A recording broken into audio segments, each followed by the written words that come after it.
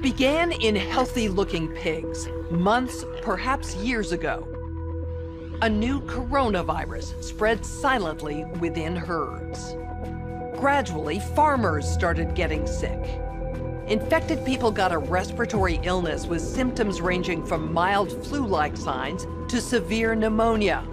The sickest required intensive care. Many died. Experts agree, unless it is quickly controlled, it could lead to a severe pandemic, an outbreak that circles the globe and affects people everywhere. The mission of the Pandemic Emergency Board is to provide recommendations to deal with the major global challenges arising in response to an unfolding pandemic.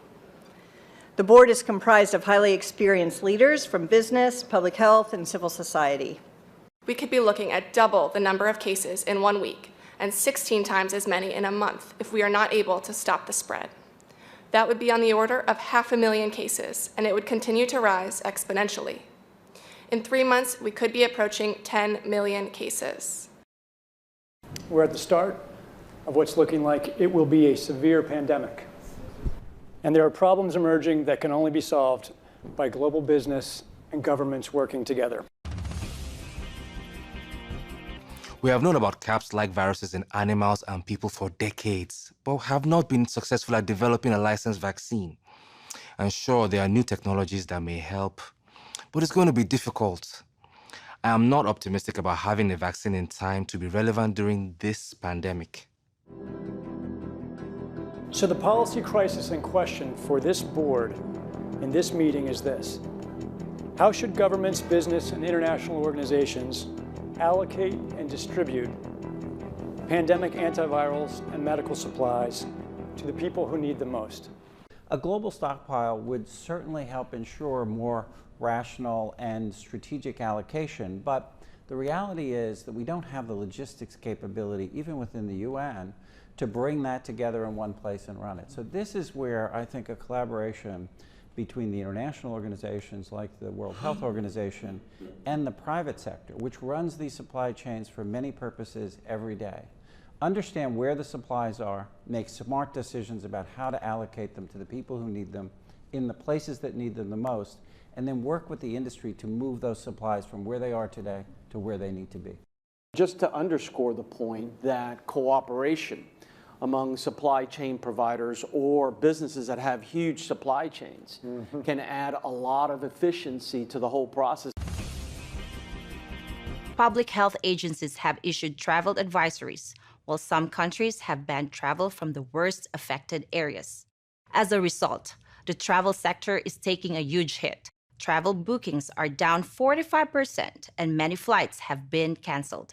A ripple effect is racing through the service sector. Governments that rely on travel and tourism as a large part of their economies are being hit particularly hard.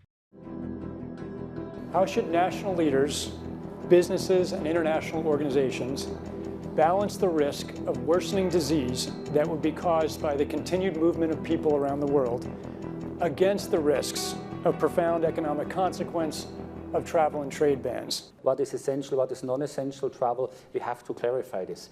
Otherwise, if we go down to 20% bookings over a long period, the company will run down. That's a fact. You know, there's a whole complex set of issues in a highly interdependent world on supply chains that are just in time. We need to think about how much flex there is in that just-in-time supply chain system and make sure it keeps running. I think it's going to take specificity, and it's going to take knowledge that only the private sector has. The UN can play an important coordinating facilitation role, but the companies know where those commodities are, where they move, how to move them, and that's where a type of public-private collaboration that we have not generally had in these crises needs to be put together pretty quickly. We are not out of money, yet. But the fact is we are trending in a dangerous direction and something needs to change. So the policy question for this board now is how should financial resources be prioritized? Are there nodes that we cannot allow to fail? What is your sense of priorities? We don't have money to pay for all of these urgent problems. So at the moment, we want the funds, right? You need the money. So where's the money? So government kind of supplies our money. A lot of, private sectors, some city here, you have some money, but now you need a really coordinated, centralized efforts. Countries are reacting in different ways as to how best to manage the overwhelming amounts of dis and misinformation circulating over the internet. In some cases, limited internet shutdowns are being implemented to quell panic.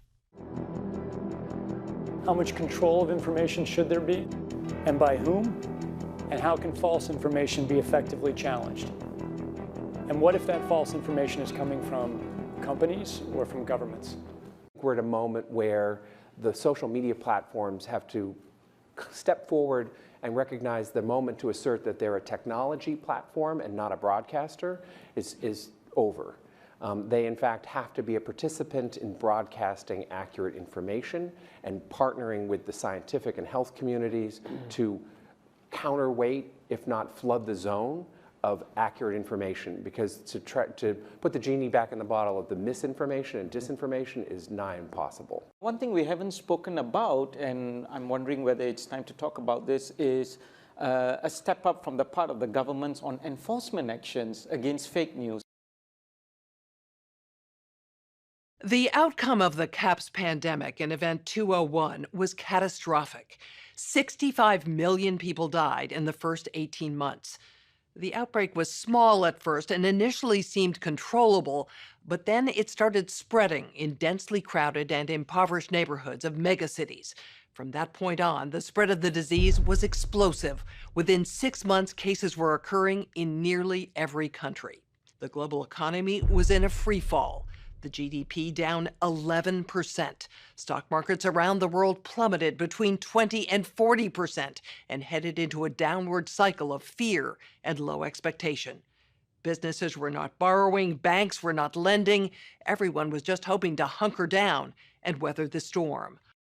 Economists say the economic turmoil caused by such a pandemic will last for years, perhaps a decade. The societal impacts, the loss of faith in government, the distrust of news, and the breakdown of social cohesion could last even longer. We have to ask, did this need to be so bad? Are there things we could have done in the 5 to 10 years leading up to the pandemic that would have lessened the catastrophic consequences? We believe the answer is yes.